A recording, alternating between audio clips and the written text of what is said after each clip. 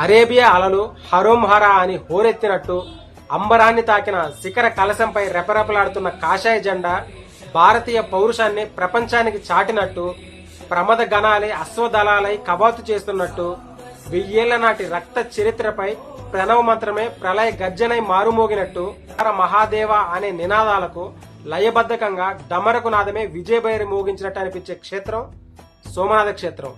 ఇన్నిసార్లు కూల్చినా అంతకంటే భవ్యంగా లేచి నిల్చుంటాం అని నిరూపించి హిందూ ధర్మాలపై గజనీ మహమ్మద్ చేసిన దురాక్రమణలకు చివరిగా అంతిమ విజయం ఓంకారానిదే అని నిరూపించిన దేవాలయం సోమనాథ్ దేవాలయం. సోమనాథ్ ఆలయం గత వైభవానికి నిలువెత్తు నిదర్శనం. ద్వాదశ జ్యోతిర్లింగాల్లో మొదటిదైన ఈ ఆలయానికి ఎంతో ప్రావీణ్యత ప్రతిష్ట ఉంది.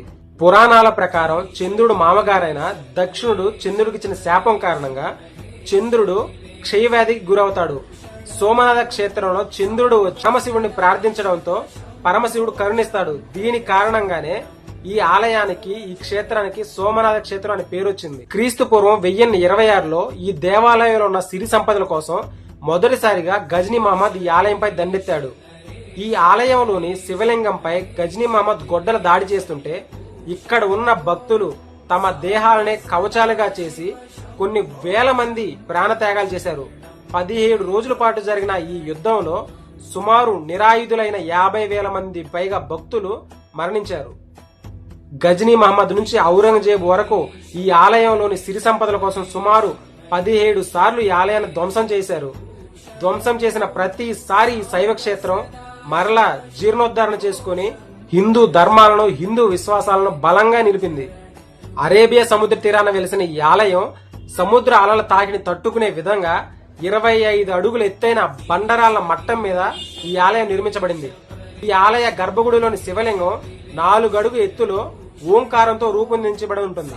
చారిత్రక ఆధారాల ద్వారా మొదటిసారిగా ఈ ఆలయం 1వ శతాబ్దంలో రూపొందించబడింది.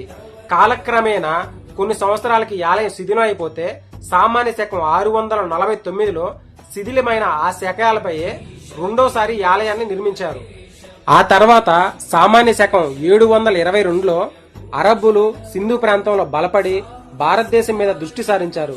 అప్పటి గవర్నర్ గా ఉన్న జునాయద్ ఆ చుట్టుపక్కల ప్రాంతాలైన మార్వార్, బ్రోచ్, ఉజ్జయిని, గుజరాత్ మొదలైన వాటి మీద యుద్ధానికి బయలుదేరి ఈ విధంగా జరిగిన దాడుల్లో రెండోసారి నిర్మించిన సోమనాథ్ దేవాలయం పూర్తిగా ధ్వంసమైంది. ఆ తర్వాత చాళుక్యుల కాలంలో దీన్ని పునర్నిర్మించారు. వారి ఏలుబడిలో ప్రభాస నగరం మంచి ఓడరేవు కేంద్రంగా బాసిల్లడంతో కనౌజు పాలకులైన ప్రతిహారుల కాలంలో ఈ క్షేత్రం కాశీతో సమానంగా విరిసిల్లింది. ఆ కాలాల్లో ఇక్కడ ఉన్న ధనరాజులే దండయాత్రలకు ముఖ్య కారణంగా చెప్పవచ్చు. ఇదే కోవలో మాండవికులు పరిపాలన కాలంలో 1/6/1026 సంవత్సరంలో మొదటిసారిగా మహమ్మద్ గజని ఈ ఆలయంపై దండెత్తాడు.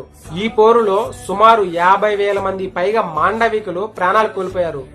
17 రోజుల పాటు జరిగిన ఈ యుద్ధంలో మాండవికులు మహమ్మద్ గజనీని ఎదుర్కొనలేక ఈ ఆలయాన్ని ఈ నగరాన్ని విడిచిపెట్టి పారిపోయారు. ఈ యుద్ధంలో హమర్ గోపాల్ అనే రాజకుమారుడు గజనీ మహమ్మద్ సైన్యంతో వీరోచితంగా పోరాడి ఈ రాజ్యాన్ని కాపాడుకోవడంలో తన ప్రాణాలను సైతం కోల్పోయాడు. దీనికి ప్రతిగానే ఇక్కడ వీరశిలను ఏర్పాటు చేశారు.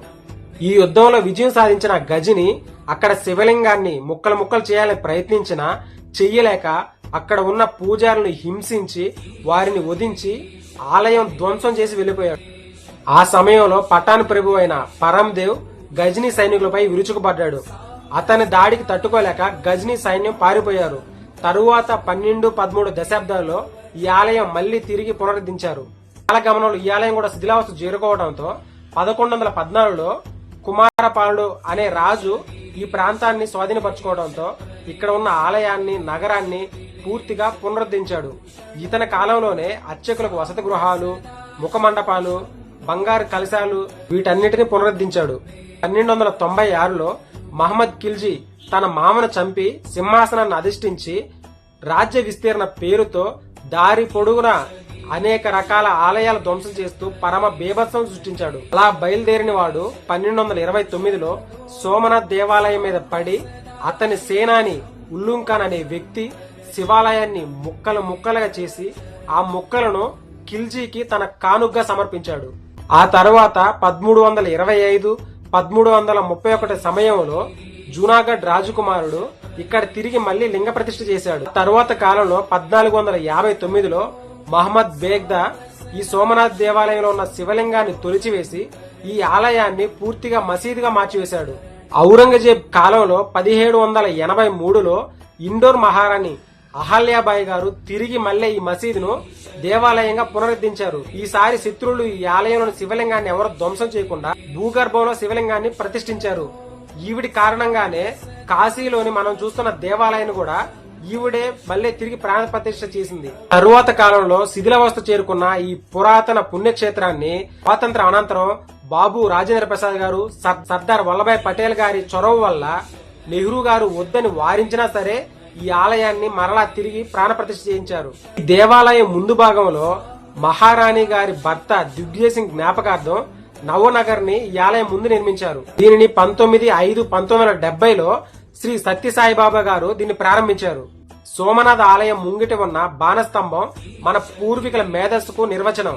ఈ స్తంభం మీద ఉన్న బాణం గుర్తుని మనం నిశితంగా పరిశీలిస్తే బాణం గుర్తు ఉన్న మార్గం స్ట్రైట్ గా అంటార్కిటికా ఖండం వరకు భూభాగం అనేదే ఉండదు, మొత్తం నీటిమయంతో ఉంటుంది. అంటే అప్పుడే మన పూర్వీకుల మేధస్సు, భూగోళ శాస్త్రం మీద ఉన్న పట్టు మనకు అప్పుడే అర్థమవుతుంది. చివరగా ఒక మాట, ఎందరు వచ్చి మన ఆలయాలను కూలగొట్టినా, హైందవ ధర్మాన్ని నాశనం చేయాలని చూసినా అది ఇంకా మన ధర్మాన్ని, మన ఆలయాలను ఇంకా బలోపేతంగానే మార్చాయి గాని అప్పుడు ఇప్పుడు ఎప్పుడు మన ధర్మం కాలి గోటి కింద ఉన్న మట్టిని కూడా మార్చలేకపోయాయి.